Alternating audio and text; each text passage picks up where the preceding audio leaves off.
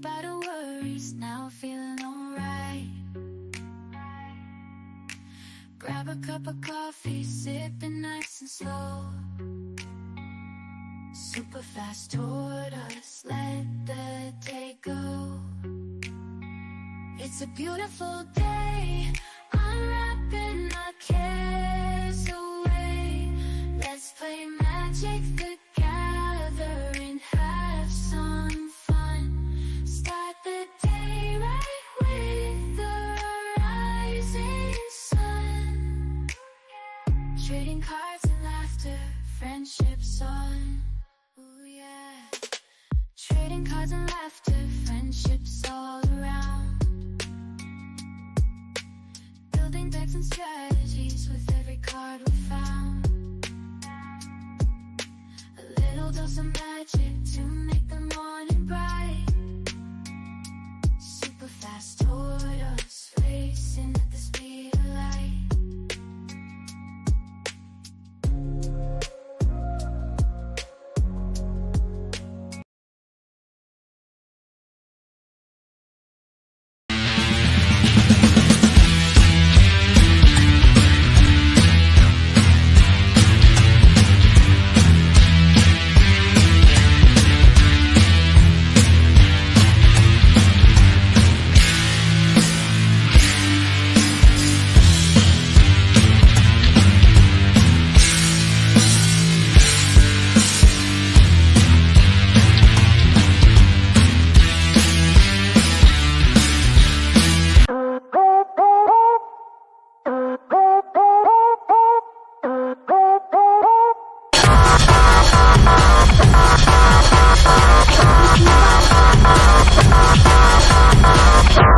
Are you listening?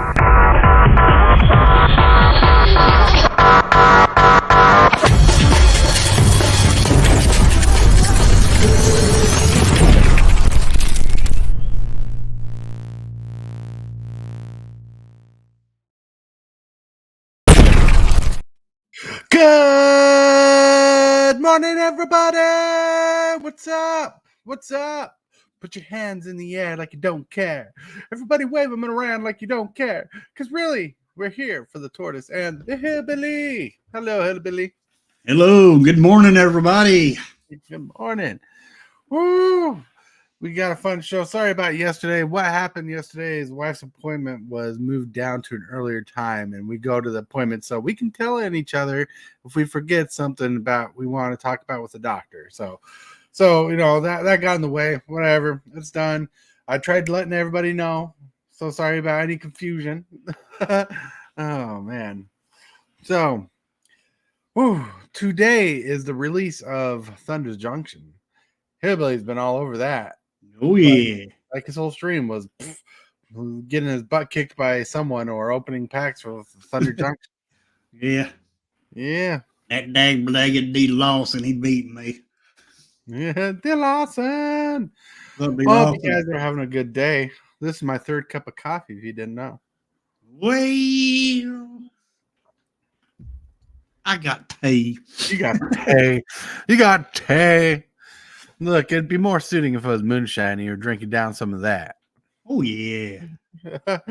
No, man. Talking there. Oh, well, I'm waiting for the day when you're like, well, I got moonshine. Yeah. Well, good morning, everybody. Good morning. Good morning. Let's say hi to some people in chat. We got James Willis. He be creeping. He be creeping around. It's James Willis with the magical cane. He shakes around. Not a fat. What's up? Not a fat. Not a fat. 1, 2, 3. And Brian Fish. Because fish without an eye with his eye. D. Lawson. Whoop, whoop. D. Lawson, the original cube winner who won the cube. Yeah, we got a handful of people here. Yeah, can't complain. Yeah. Well, today, like where I live, vegetable collectibles. Whoa, whoa. Hello. So like where I live, we're going to get probably some extreme weather later on in the day. Where because there's a lot of extreme weather pushing towards the east and central area of the United States. I'm not a weatherman, so I can't show you graphics and all that cool stuff, but we've got a lot of weather. Hillbilly might see some bad weather tonight where he is. I know Ohio is definitely for sure. And oh man, there's a lot of weather going on, a lot of changes, but it is getting warmer outside. It is like 67 degrees outside and getting warmer today in the weird weather. So what that means for us Iowans is there might be chances of small tornadoes. We're in the risk tomorrow, actually. Yeah, makes sense. Because the whole weather pattern is shifting everything around like this. And it's kind of circling around because the weather from the west is pushing in like this. The west would be here, right? Yep. Pushing in, and we got all this weather kind of circling around. So we'll see how it goes. Yep. Oh, Captain Waffles. Captain Waffles. Yeah. Captain Waffles. Stay safe, Super Fast. Thank you. We'll try. Because I got an appointment today around the time the weather's supposed to start getting bad. Ooh. Yeah, I had 2:00. I go see my nephrologist. Yeah. You got some tornado weather? Tornado-ish weather, maybe some hail. Who knows? Like I remember the last time I lived there, it was during that land hurricane. That shit was wild. right. That land hurricane was wild. Oh man. We lost power for a while. Well, you know why? Well, we already know it's going to hell. You know why? I got a feeling there's like a bad joke tied to this. Yeah, right. Well, the reason why is because Superfast Tortoise is there where he's at. He brings the hell with him. Oh yeah, I bring the hell with it. Hells yeah. What the hell? What the hell? Oh crap. Hopefully everything's okay. Hopefully things are okay for sure. You got a lot of needed rain here. Nice. Yeah, I'm stuck with a severe burn ban warning. Ooh. The bad weather coming. Hell yeah, there's the bad weather coming all around. Yeah, it is. All around, man. Like the weather. I know it's nice and sunny where I'm at. Right? Well, that's because all those weed fields are getting burnt and people just don't care because they're getting high. Well, it's nice and sunny here in Kentucky too, right now. It's supposed to get cloudy today, but then this afternoon the sun's supposed to come out. Right. Well, like where we're at. Yeah, it's gray and windy outside, like breezy. And it's supposed to get colder throughout the day, even though it's like warm temperatures. And it's that mix of warm and cold temperatures that bring in the threat of the tornado season. Yep. Yeah, it's nasty. It's disgusting. It's horrifying.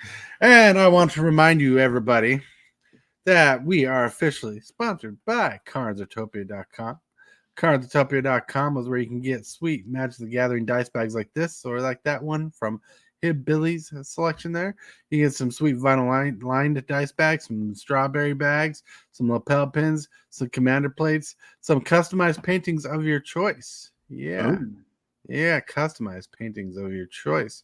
And for a limited time, you can get these little glow-in-the-black light dragon tail thingies. Like I think they use them as like counters or something, or desktop weights, but they look pretty cool.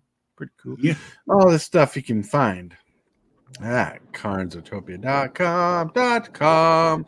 Been a while since I did a show section for them. But like, I need to reach out to them, see how they're doing, because I haven't heard a word, a peep, a squeak. Neither have I. It's strange. It just gives you guys an excuse to play with your sacks. All right. That joke was so funny. I think the whole 11th grade just laughed. Let's see. So today is a good day. It's a viable day. It's a release day. I hope you guys are having fun there. Hope you guys are excited for the release of Outlaws of Thunder Junction. Like, I'm not too excited about it. I mean, to me, it's just extra cards in the market. Right now, releases happen about every other week. So you're just kind of, you're just like, okay, what's next? What's coming out now? Exactly.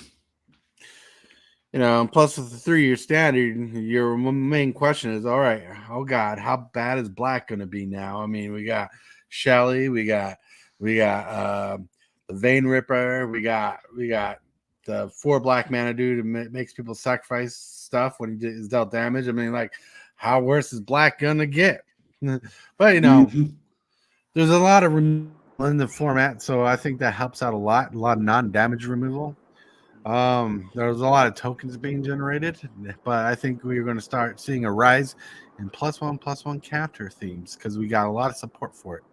Oh, yeah. But also, I think plot is a crap ability, so plot will probably Whoa, see a deck. you need to calm down.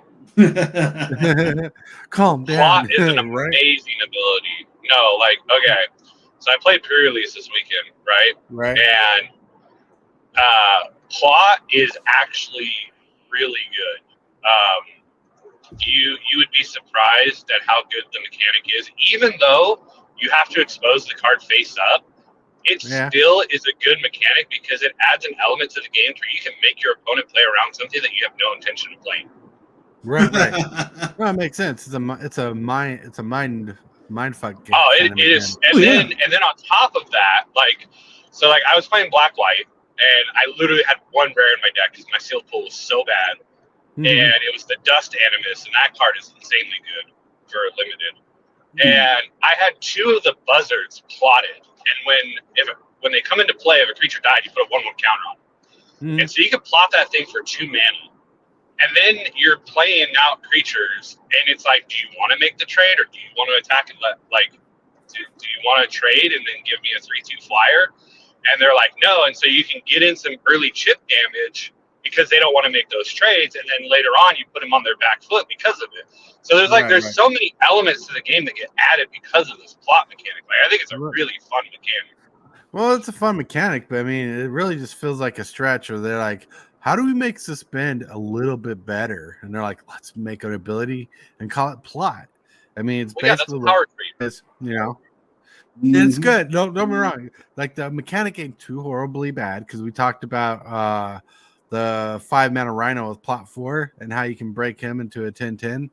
But like, it's okay. Like standards can be all right. It's very different. I think what you touched upon was the ways you play with the mechanic more than you play the mechanic. You know, you get twist people's minds. I used to run this one spell. It's like a Cabal something. I can't remember the name, but I had a large suspend count, like 9 or something. And an opponent could sacrifice a creature to put suspend counters on it. And I used to mess with people all the time because they'd sacrifice a creature every turn until people got smart enough saying, you don't have to sacrifice a creature every turn. You just need to sacrifice a creature enough to keep it suspended. Yeah. Yeah. So, you know, people play around it, but like there's some power. There's some power in the plot, but like the plot abilities is mad. Like, it's mad. But mental magic's always fun. I love mental magic. Yeah, that's a sign of a good blue player. Yep. Well, black is the new blue, but yeah, I'm gonna strongly disagree with you. I think plot is a great mechanic. Hey, you can disagree. God damn And it. I'm planning on doing a afternoon stream at 2:00 with the new cards. I got. Are you plotting to do a stream? Oh yeah, definitely. Oh, you're gonna pay the mana exiled it? Yep. I mean, technically, he's going to play it later today, so he's doing it correctly on a later turn. Yep. Exactly.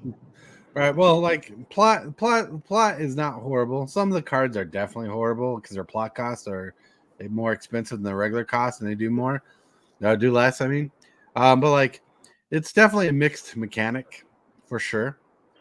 But like I'm just not a big fan of the mechanic myself. But like I love the way you talked about how you mentally played people with the mechanic, and that's the best part about it for me. Yep. Oh, Prosper's done. All right, so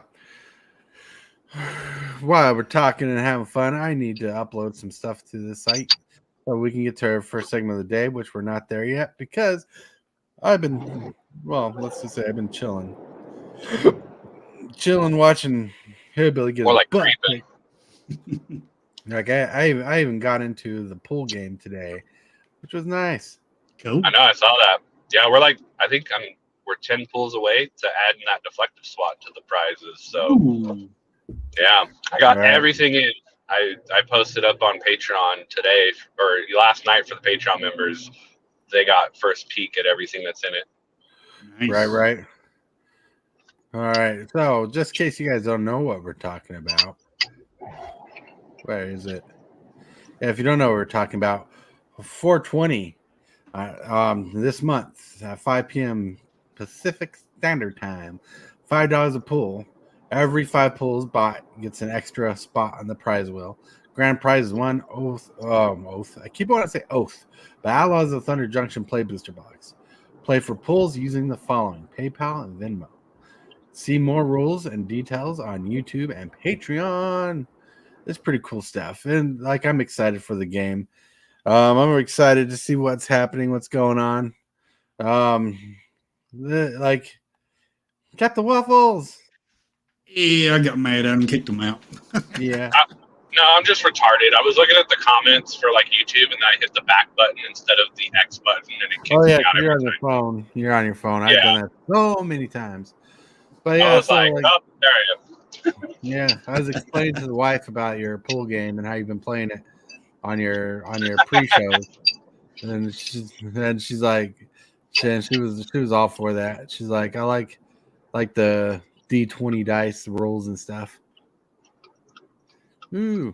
Yeah, so that's what, like, when you get the wheel spot plus cards, I feel bad for anybody who rolls a 1. So if you hit the 1, it immediately changes to a 20-sided die. If you hit a 1 again, tough shit. All right. That's cool. So let's get to the first segment of the day. Hillbilly, what's the first segment of the day?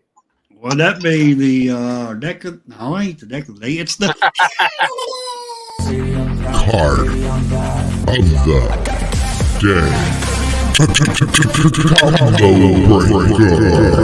day. Woo! Ashes of the Fallen is the card of the day. I've seen someone play this card, and this card actually is pretty good, especially for tribal decks that have like reanimation and stuff, and like specific creature type reanimation, which is nuts because there's some cards that say, like, say you're playing pirates, there's a card that lets you return a creature card from your hand, or you can return 2 pirate cards from your graveyard to your hand. And Ashes of the Fallen costs 2 generic mana for an artifact. And when it comes to play, you choose a creature type, and each creature card in your graveyard has a chosen creature type, in addition to its other types. Oh, this card is nuts. It's kind of it feels like a filler card, but in those reanimator style decks and stuff that cares about bringing stuff back from the graveyard, this card is nuts, especially in the tribal deck. And look, it looks like someone, like, if you just blur out the vision a little, looks like someone's sparking a joint, but no, it's more going on.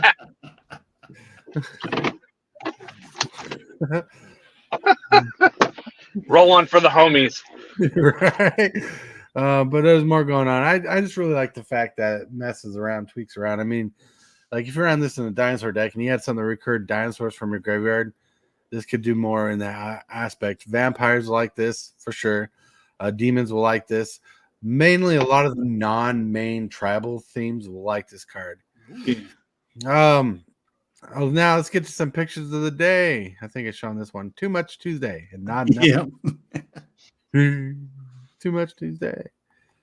But here's one. Well, the doctor says 1 cup of coffee won't hurt. Pour a whole pot into a big old cup. Yeah. Then here you got Depresso, the feeling you get when you're out of coffee. Yep.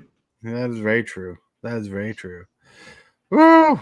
Exciting stuff. So let's roll on. Let's roll on to the topic of the day. The title of the show is MTG Punks Play the Game. Right? I was trying to make something catchy. It's kind of weird because we old people now, we don't think of the word punks, but when we were younger, we used to call ourselves punks. And especially me. I love the punk, like the West Coast punk music, especially from like Offspring and whatnot.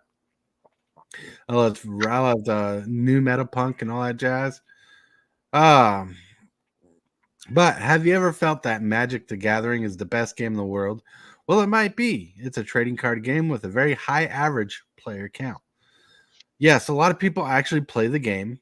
In a world where the community leans heavy on the collector aspect of Magic the Gathering, we sometimes tend to forget that players exist. Now, this is important to think about because the player base in our beloved game makes the game alive. The players buy product, open product, and can tell you more about the health of the game than the basic non-playing collector. People who only collect and not just play Magic depend on the player. People who only non-playing collectors who only collect rely on the Magic the Gathering players. They depend on the players to keep the values higher on the product. It is a weird ecosystem. We can talk more about that, but what I want to focus on is the player aspect if possible. Now, because we, the players, show the life of the game. Magic the Gathering is amazing, and we are too. And let's talk about that. Let's get into that. Like why players are so important to the game because you know, like a lot of collectors, like even if they won't admit it, rely on the players of the game because they do keep the system alive. They do bring value to certain cards. That's why cards are valuable in different formats. But some people seem to tend to forget that players keep the game alive. Ooh, Brandon, hello. Well, see, there's two sides to that of the cards being valuable. So one is dealing with the collector, and one is dealing with the player. So if a card is, let's say, pre-2000, right, it's mainly going to be collectible. I would say 80% of the time because of scarcity. Right. Because you had lower print runs, you have more cards that got put into spokes of bicycles, things like that. Like they got damaged, lost, thrown away, eaten, all kinds of different things. Mm-hmm. And so I would say anything pre-2000 is that aspect. Now, post 2000, and it could be even like 2010 even. Right. So you could even say 2010 and up. A lot of the value from those cards comes from, like you said, the playability from the players because the print runs were higher. There's more in circulation. The game had been out longer. People valued the cards more. They took care of them better. You know, things along those natures. So they both are needed. It's like a yin and yang for the ecosystem. Where you need the collectors to keep, you know, collecting cards and quote unquote kind of creating scarcity of the newer stuff because there's not so much out there. But then you also need the players out there that need, you know, 4 copies of the card to play in a deck or whatever. And so it is a very fine balance that exists, and it's tended to kind of wean in either direction at times. Right, and to kind of simplify what you're saying, collectors help build demand, and the players help need the supply, and kind of generate the aspect of supply and demand. Because when the collectors are just collecting, and let's say we're not printing to demand in quotes and air quotes for fun, like it kind of brings a cycle. Like if say we need cryptic commands. And collectors have a lot of crypto commands because it's a good card, but players need them. They want to buy them. That kind of drives the price up. I mean, that's a very simplified version of that. Yeah, and then you have WotC who kind of throws a wrench in that ecosystem by going, "Oh, we have you really like this cryptic command. Let's make a player's reward one, and then let's make a extended art one, and then let's make a borderless one, and then let's reprint it 17 times and really milk the value of it." And then it becomes this thing of like, well, the players have too many of them and the collectors have too many to collect, and then the card just completely falls off because people are like, well, I can go pick up this modern Masters 2017 for like $3. Why do I need a $25 textless foil one? Right. And so then the textless foil one starts to go back up in price. So this is where you have this fluctuation because it's like, oh, well, everybody's going after this cheaper one. So these textless foil ones, they only made so many of them. So these are actually the collectible one. So then the collectors start hoarding those. And then you got the players who, like myself, used to be one where it's like, I want to foil out my deck and I want to have the fancy versions and this and that because I want to show off in a tournament. And then I realized that's stupid. First of all, in my opinion. Okay, so don't take this the wrong way if you're somebody who still likes to do this. But I used to like to foil out my decks, and then now they make collector boxes, and foils are almost cheaper than the normal version now, which that brings me back to another thing later. But yeah, it's like I've learned, like, okay, you know what? If I'm a player, I'm just going to go buy the cheaper one, and that's what I need to play. And so this is where you get those fluctuations, these cycles in these markets, and the player and collector. And so it's a fine balance. It is a fine balance. It's very fragile too. Like, because you can't Wizards can't just print something, right? They can't just reprint something, right, without affecting the balance. Like, for example, one card that I think they didn't have to reprint at all was Overwhelming Forces, because no one was asking for it.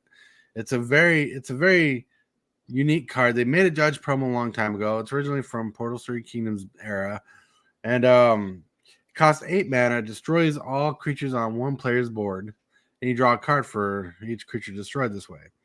Well, first of all, it's expensive. Not every deck is going to play that, no matter how far you ramp into it. It's still a good card in general, a $30-$40 card, and now they're just nuking the value of it for some reason, and that's really hurting the collector side of it more than the player side of it, because I believe people will buy the card or get the card to play it in a commander deck, but it just really didn't ask for the reprint. There was no need for the reprint. No one was asking for it. Like a lot of the groups I'm in, like on Facebook and whatnot, like you never hear anybody saying, "Hey, I need this card.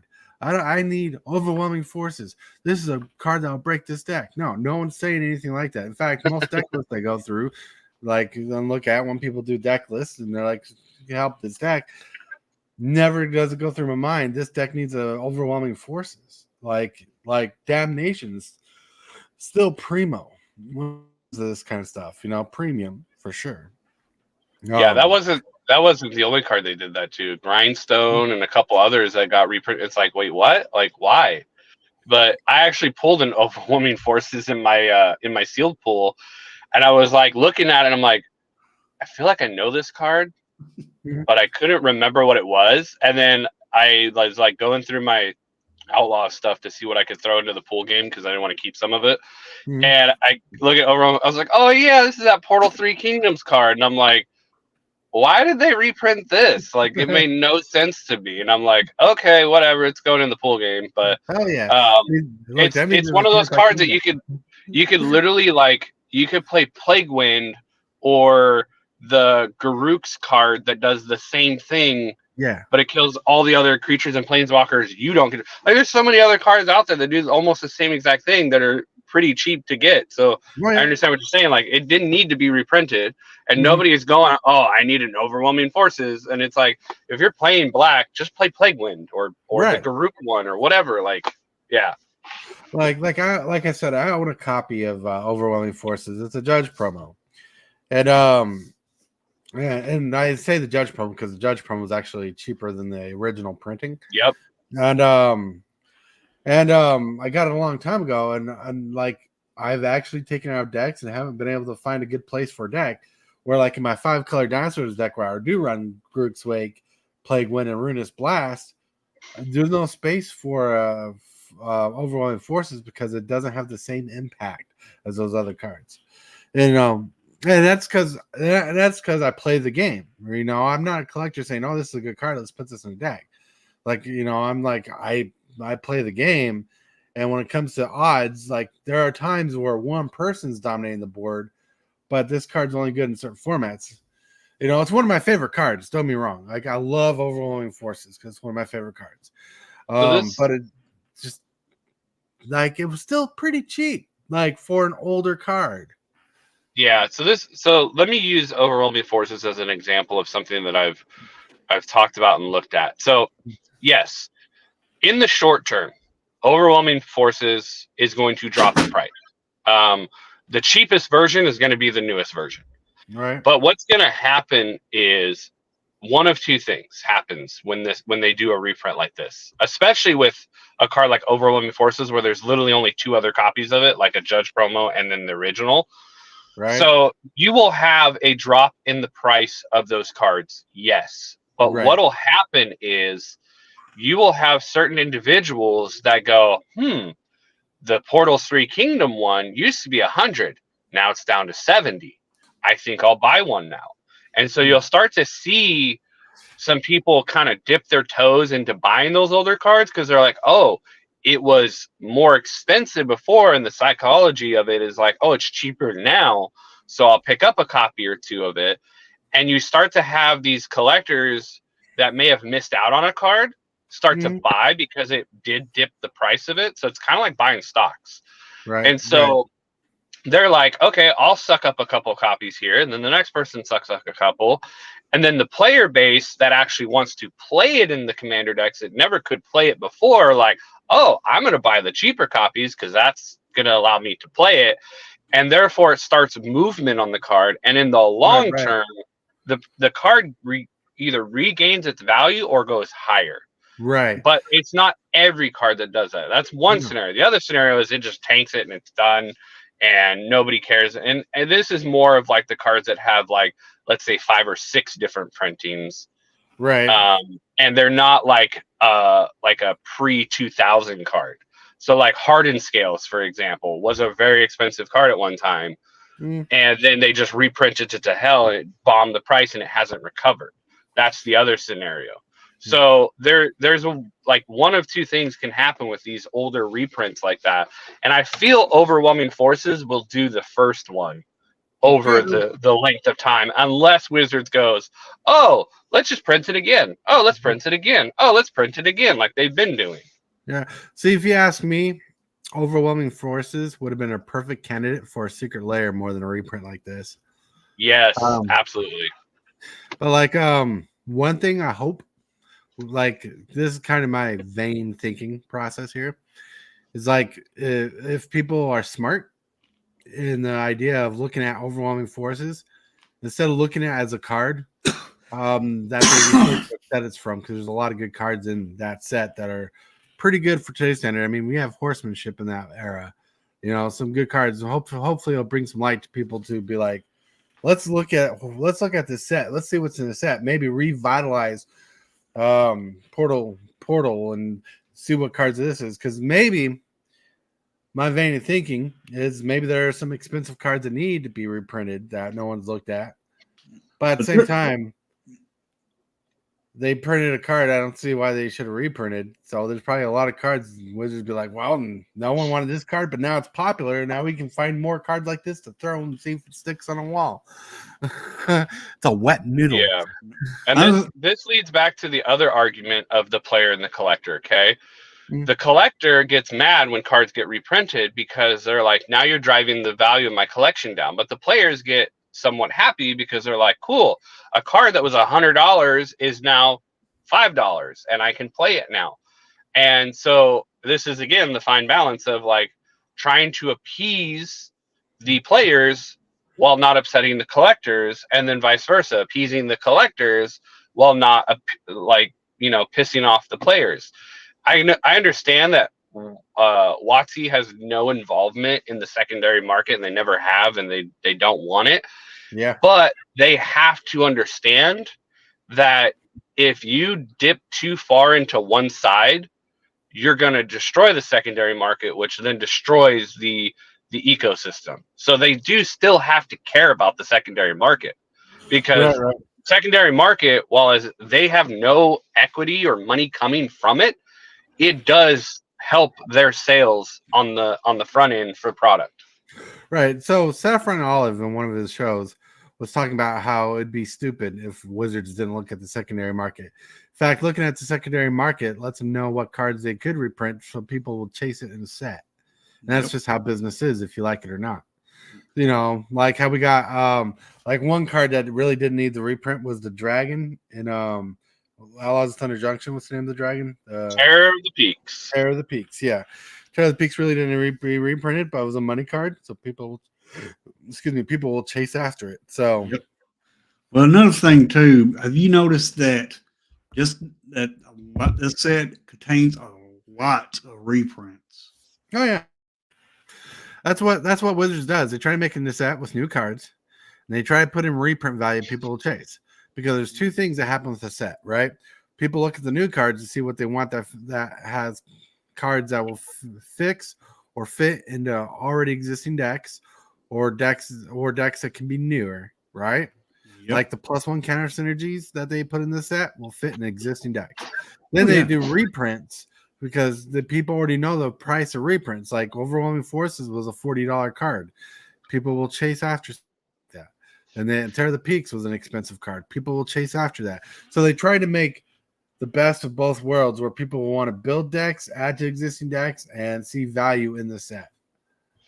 Yeah, and one of the things, so let's use this. This is a perfect example on why Wizards is doing this, why they're putting chase cards in a set. So let's look at Outlaws of Thunder Junction, and let's look at Murders of Karloff Manor. Murders of Karloff Manor had no reprint sheets. It didn't have bonus sheets. It didn't have anything in it other than just the cards from MKM. And those boxes dropped to $100 because nobody wanted to open the product. Right. Because there was nothing of quote unquote value in there. Mm-hmm. And Wizards has trained its audience, has literally trained its buyers, its people that are buying its product to go, this is what a valuable set looks like. This is what a non-valuable set looks like. Murders is very valuable in my opinion. There's a lot of good cards in there, and over time, those boxes are not going to stay at 100. I can guarantee you that. The thing is go ahead.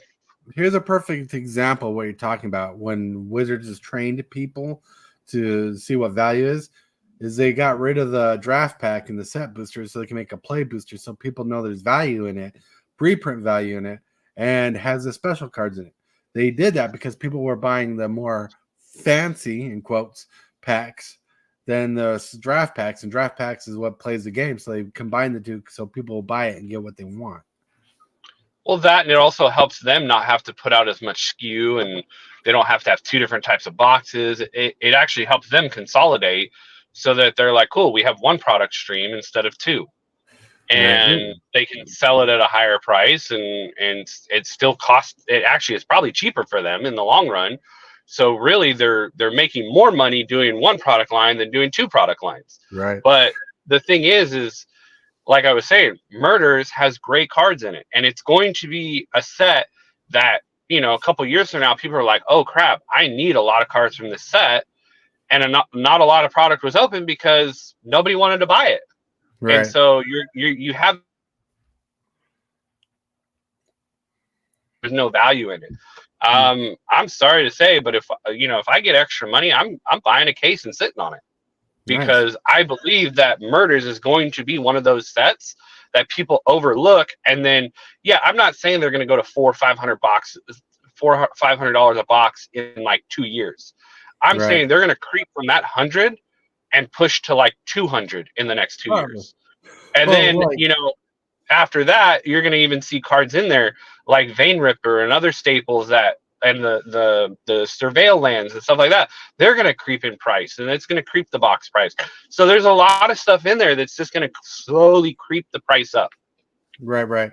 Well, so Murders of Karloff Manor has a couple cards that I was able to get. One card I still need to get is War Leader's Call. That's like $11 card, and that's kind of hard for me to get. That's why, like, when I originally told you I wasn't able to go get in your game, because I didn't realize I was going to have the chance to get in your game. But like, I was able to get a couple cards. But to me, the money in the set, and this is just a biased example, and it kind of proves itself by the price of some of these cards, was in the Clue edition, was the better set of those two sets. But I think there's a lot of spice because a lot of people kind of over what's the word, to pass up, but over exaggerate, overlooked. Thank you. They overlook the set because it was kind of a crap set to them. But there's a lot of spice in there. Like, there's cards from the Clue edition that I love that I got singles of, like the Titan. There's a counterspell in Murder of Karloff Manor. That costs a blue, green, and X, where you can put X counters on a creature, then counter a spell unless their opponent controls the owner of the spell pays X mana equal to the toughness of a creature or power of a creature. Yep. For 2 mana, that's a pretty much a mana leak in a green blue deck. Plus, but X makes it even worse. It's a very powerful limited spell, and like I got it from a cube. I got one for a deck. There's a lot of cards in that set, and I think what throws people over Karlov Manor nowadays is everybody has the commander look at it sets. Like, oh, if there's any something commander, I want it. But Murders of Karlov Manor, if you look at it through a draft perspective, is a pretty solid set. Oh yeah, I've drafted it a lot. It is a very fun set to draft, and there's a lot of stuff that power creeps and replaces cards in cubes and other things. I mean, I would replace Sphinx Rev with Proft because he's literally Sphinx Rev on a creature, and he's just strictly better to have a creature than to play a one-of spell that if the game goes long and I've got 3 clue tokens, I'm Sphinx Revving 3 more times. You know what I mean? Like, it's just that's just one example of the power creep in the set. So, and then you've got cards like Slime Against Humanity, which is a super fun casual card, and you can have as many copies as you want. So, like, those types of cards usually do fairly well. I mean, and that's a common. So it's like there's so many cards in the set. Like No More Lies, that's an uncommon counterspell that's really good. Yeah, already has a pretty good price point on it too. Yeah, so it's like, I mean, Dovin's Veto was a card for a long time. And so, in my opinion, it doesn't replace it because the Dovin's Veto still has the can't be countered on it, which makes it really good. But it is a supplement card that you can put in your sideboard or main board or whatever for most formats. So it's there's a lot of cards that aren't just commander cards. They're also constructed playable cards or cube playable cards. Like, it's just insane that people, again, that WotC has trained the people to be like, just look for the commander stuff, just buy what you want, things like, it's frustrating. Right. Man, Richie says a limit the death of my favorite collectability. And I'm historically not even a collector. I view them as game pieces, just some had value. Yeah. Mm-hmm. We won't know the card's real value until they rotate out of standard. Well, rotating out of standard is like back in the day before Commander was the premier way to play Magic. People would watch and wait for cards to rotate out of standard so the prices would drop so they can snag and grab their cheap Commander staples. Because I remember Vorinclex, the original version, was like a $10, $15 card, but we rotated out of standard. He dropped to $1, and I grabbed the copy back then. Don't have one anymore. But like nowadays, since Commander is like the premier way to play, people know the value of the card, so it's gone up to its rightful place, even though it's dropped down to a lower price range than what it used to be. But that's how cards are now, is people judge on Commander, and they look at Commander's eyes, and if it's good for their deck, they want it for the deck, the card's already pricey. Like, but unless you got like a multi-format all-star like Warrior's Call, which is an enchantment that costs 1 generic, a white, and red. It's an enchantment that gives the creatures +1/+1, and whenever a creature enters the battlefield, it deals the damage to each opponent. It's good in standard and Commander, and maybe it's doing something in Modern, but it's in 2 formats that people want to play, and it's busting out crazy. And like in Commander, it's a third ETB deal damage effect and bust up the team. It is pretty good. That's why it's like an $11 card right now, and so it's weird how that works, but the players do keep the game aspect alive, and that's what makes collectors happy. Because like that Warrior's Call, if Commander wasn't a format, that Warrior's Call would only be worth money equal to standard value, but it's in multiple formats. Yeah, it'd be like a 50-cent card. But like, also the reason why I believe card prices have gotten so high is the whole thing of supply and demand of like, with Commander, you need 1 copy of the card. So the sell-through rate on cards has dropped immensely. So for people to like stores and stuff to make their money and hold on to stock and everything, they have to raise the price on cards because they're not selling as many. And if people are wanting the card, and let's say it's worth $15, but it's being sold at $5, there's going to be somebody coming through that just goes whoop and buys up a bunch of them and drives the price up and then hoards them and then turns around and sells them at the premium price. And so you've got these flippers going on, which is the third element to the ecosystem. And some of the flippers are collectors and or players. So that whole thing of just needing one copy of a card, whereas back in the day, if you're like, I need 4 birds of paradise, they're like $5 a piece. Cool. That's easy. $20 for a set of birds. Right. Now it's like, I need this one commander card. Oh, it's $35. Why? Because you just need one. Right. Well, I've had a discussion before why I think flippers changed the game on Magic itself, because during the COVID times, people got into reselling. Like even I got into reselling, not Magic cards, but reselling, and a lot of people got into reselling and flipping product of some sorts, and it drove the market like crazy because the amount of flippers added more cards to the market. And that's why a lot of cards values dropped. It's because, what used to be like 10,000 cards on the market became like 500,000 cards on the market. And when you have that much value of a card, it has to drop to influx the player base. So to say that cards used to be valuable because of limited edition is a tough thing to like say that's how it was, because back in the day, there wasn't as many sellers on the market, so we really truly don't have a number of how many cards were out in the market other than what was being sold. Where nowadays everybody's flipping. Like it's not only that, it's pastime flippers too, right? Like like TCG dude, not to call him out, but like he was just flipping cards on the side to make a little extra cash. And there's thousands of people like that who are just trying, selling their stuff they don't plan on using. And if they make money, they make money, and that's how it is. It's like when Hillbilly starts his Whatnot streams. Whatnot's gotten big. To thinking about it, Whatnot. Even the professor's selling a Whatnot. Cassius Marsh is selling him a Whatnot. I looked at Magic the Gathering on Whatnot before. There's a lot of people flipping cards, playing pool games like crazy. And that was because of Twiddler. Twiddler told me about how he got into the game on YouTube. And he's like, I watched a lot of people on Whatnot and Facebook who were doing this kind of stuff. And yeah, selling Magic cards has grown more as a hobby. Like as a hobby, instead of playing the game, instead of collecting the games, people have gotten into Magic just to flip the game. It is one of the most successful games when it comes to money. The big three, of the days was Pokemon, Yu-Gi-Oh, and Magic. And nowadays, Magic is still king when it comes to the money, but there are some that are coming to challenge it. But Pokemon has always been up there too. It's like that is more of a collectible game than an actual playing game.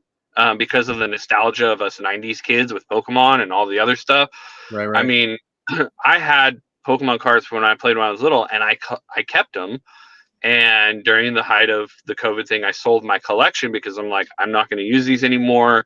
I don't care about collecting things anymore. And I got a pretty penny for them. But that is one of the games where it's more collectible than it is players. And the older something is in that game, just like it is with Magic, the more collectible it is, because again, us 90s kids, half of us didn't even give a crap about our Charizards, and they ended up getting all torn up or given away, or a soda got spilt on them. And so to find a Charizard from the base set is like a Black Lotus. It's like it's one of those rare cards, and as we get further and further away from those printings, they get more and more valuable because of the supply and demand. So the collector aspect, honestly, if you're gonna be a collector, I wouldn't even start with the new stuff. Go back, find older stuff that literally will retain value and grow faster than any of this new stuff. Like I have a buddy who's trying to sell off his legacy deck, and I was almost floored with what he has, because I'm like, oh man, if I had the money, I'd be buying your collection so fast. Because he's got like 4 Underground Seas, he's got 2 Tundras, like he's got some good stuff. And I'm like, I see more value in that, like spending the money for that, than I do buying some collector boxes. Oh yeah. And Richie Yeah. says, how many times do we buy a card for $40 and have it reprinted down to 15 and keep buying them though they're killing it? So, true story. I bought Liliana the Veil. My wife actually got it for me. When she was $100, the original copy. She's worth less.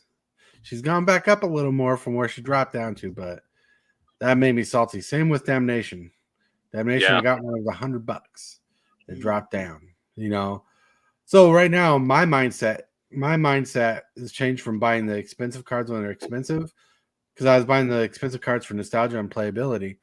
But now my mindset is, where can I get the cheaper version of the card? Because I assume that over time I'll go up unless there's a reprint. That's why I'm waiting for War Leader's Call to dip down. Like, one card I know that always will go up unless it sees a reprint is Crucible of Worlds.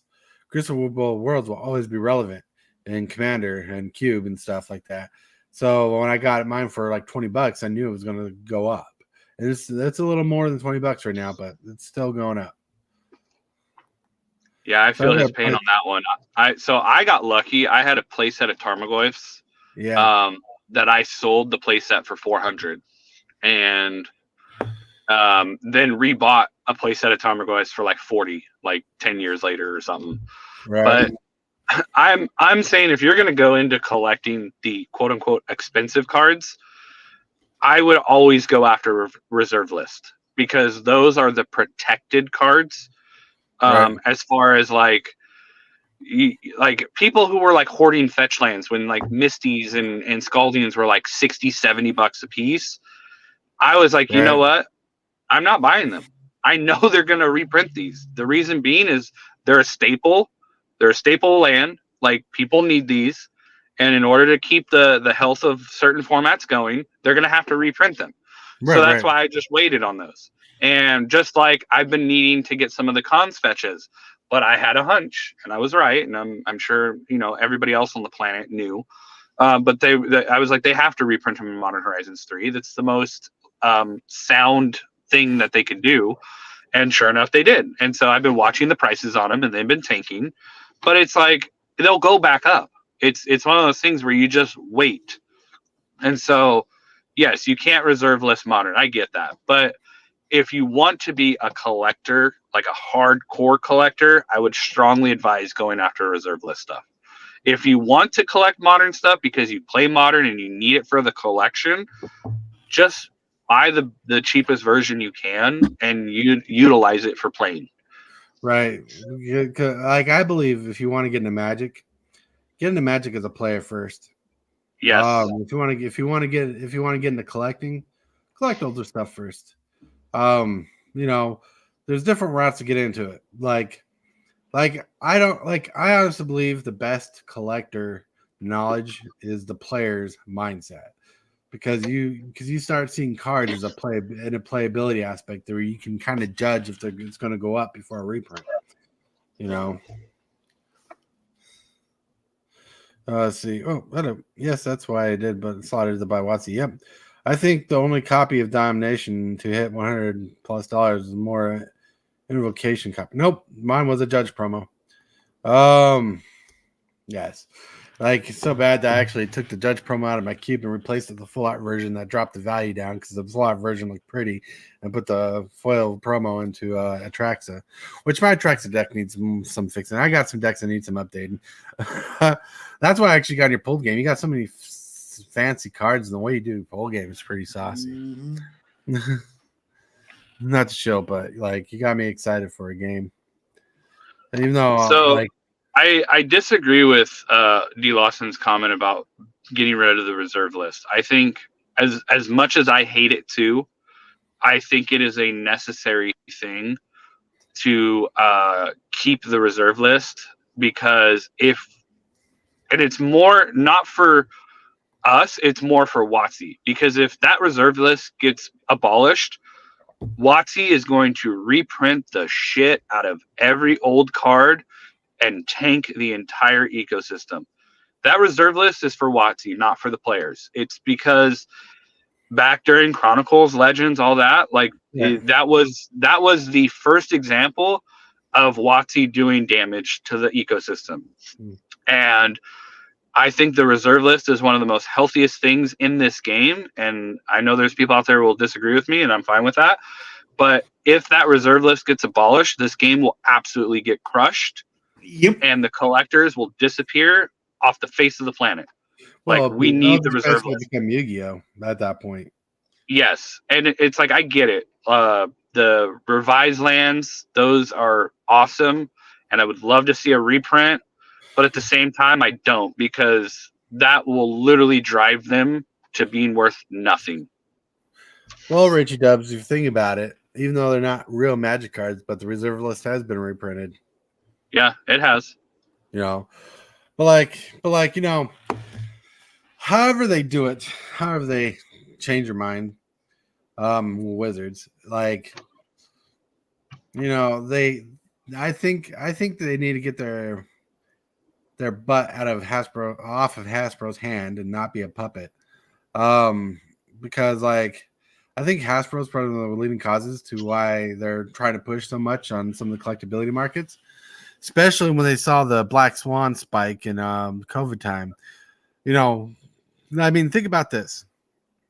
Magic the Gathering was a popular game, but WotC didn't realize how popular the game was. And one day, people get some stimmy checks and they spend all their money on Magic cards, and all their profits soar and go crazy.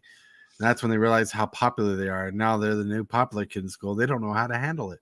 But all they know is they want to keep up that popularity and make those sales prices. So they keep trying to reinvent that hype and excitement. But no matter what, we kind of cool down the system because, you know, our wallets can only afford so much, and they keep reprinting, and they're reprinting and printing new sets, and they're trying to keep up that steam. That as the value of cards or markets kind of settle down and simmer, they're trying to keep the heat going so it keeps going up, but it's going to meet in the middle somewhere. And then if they don't, they're going to meet a breaking point. And come on, like you could be a wealthy man and have a breaking point in Magic the Gathering. Seriously, you know.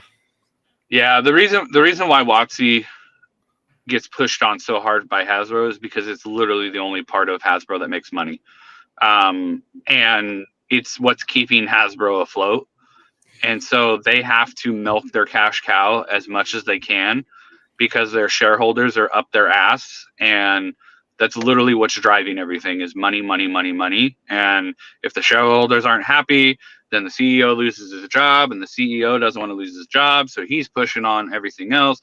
It's just this very delicate train of money that has to keep rolling. And if it doesn't, people lose their jobs at the higher levels, which I don't feel bad for these people, to be honest.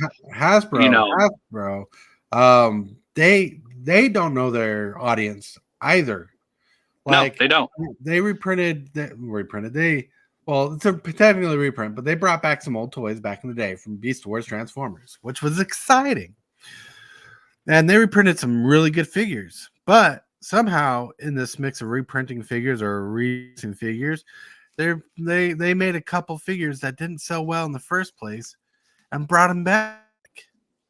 Mm-hmm. Like, no one asked for those. No one wanted those. Like, even there's these things were selling for $20. They dropped the price down to $9 and no one's buying them still. Right? Hasbro needs to figure out what we like as people, us older generation. They know the older generation spends the money on toys, not much on kids anymore.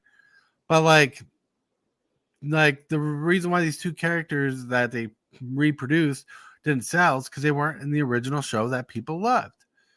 When there were characters in the show they could print or produce. Hasbro doesn't know their audience very well. Just I can tell you based off that fact alone. Like they reproduced the Ninja Turtles toys. They reprinted some good ones, but they didn't reprint the ones people are looking for. They're doing that with He-Man. They've done that with a few other things. There's a lot of things going on. Like, well, because I believe Hasbro owns Mattel now, so I think I can say that, unless I'm wrong. But I think they do. Yeah, so it's just insane. Like the one thing I follow on Facebook, even though I don't go through them, is Hasbro Pulse to see what kind of cool toys they're making. And sometimes it just feels like they miss the mark. Like, how many different versions of Optimus Prime do I really need? I mean, I'm not buying every version out there, but they expecting everybody else to buy this special version of Optimus Prime. It looks like the old one, just with a maybe like a couple different clicks and transformation. Who knows? They're always redoing it.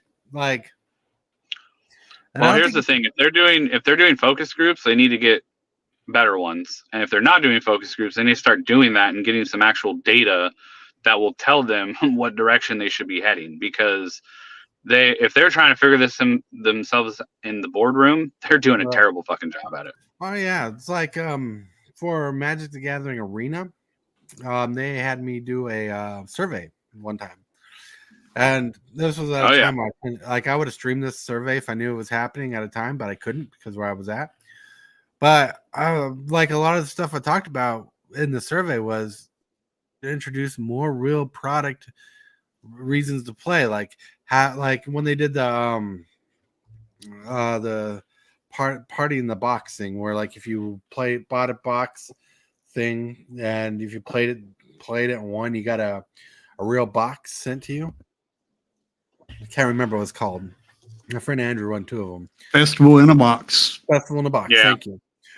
But I'm like, with F&M, they should mail you an F&M card if you win F&M on Arena, or if you play a draft, maybe if you win packs, you can win like a real life pack.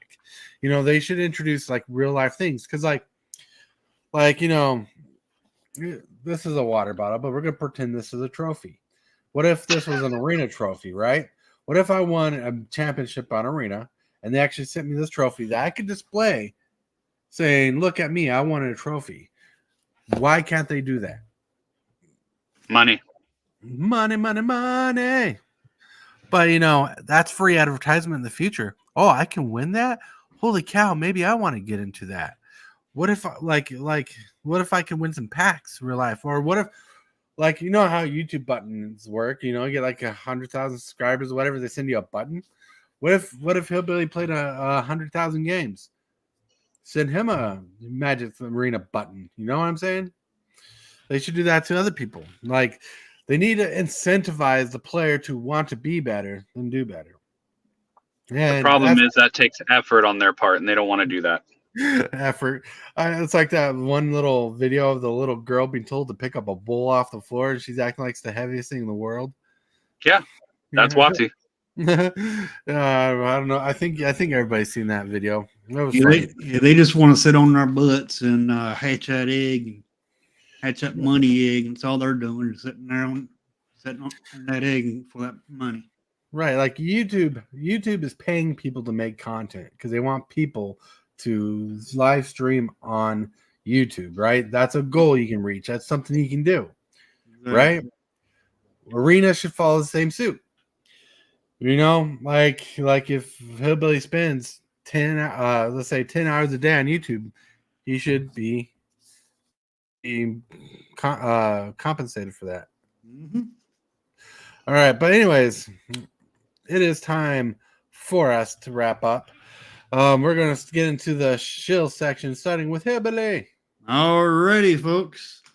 Tomorrow is the giveaway for this box. Not the whole box. 3 winners. And there will be a grand prize winner for a commander deck. This will be happening tomorrow. Tomorrow. I already got the envelopes for the cards.